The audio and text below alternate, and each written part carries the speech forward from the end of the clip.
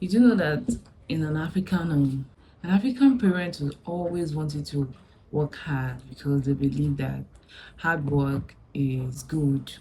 They love things that always requires effort.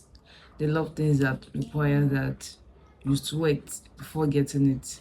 So when you try to show an African parent that there's a smarter way to do it, they undervalue it or they try to downplay it by saying that you didn't really do anything. That's why most of the time people that are working remotely or working at home will always say most people always feels like they are not really doing anything just because they are working at home. That's to tell you how much an African loves struggle. They love it when you struggle to get things. And I came across this quote some times ago about how intensity doesn't really mean importance. And I began to reflect inwardly because I'm trying to build myself up as a content creator.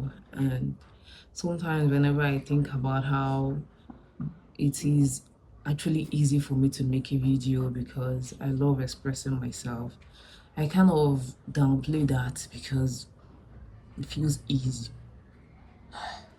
That's just because I've been conditioned by the mentality that it always has to be very intense for it to be seen as something important. So now I'm going to let go of that belief and unlearn it ASAP because it's not a belief that is necessary for my growth. What's more important is consistency over intensity, because the fact that I am not running around, I am not going to the farm, I am not using cutlass, I am not using a hoe, doesn't mean that I am not doing something good.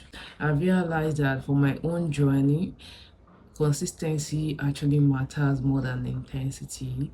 Even if it will be that I attain or I achieve just a small thing in a day and it is of value to my goal, then it is better than doing a whole lot of 100 things that doesn't point to the direction of where I really want to be.